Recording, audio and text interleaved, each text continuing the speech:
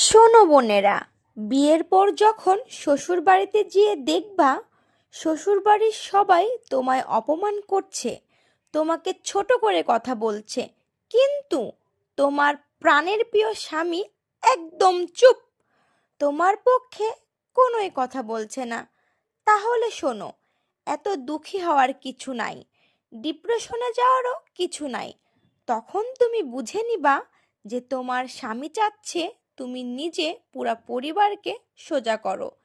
সে চুপ থেকে এটাই প্রমাণ করতে চাচ্ছে যে তুমি লড়তে শেখো। কতদিন আর স্বামীকে বলবা আমার পক্ষে কথা বলো, সংসারে আমার অবস্থান শক্ত করো?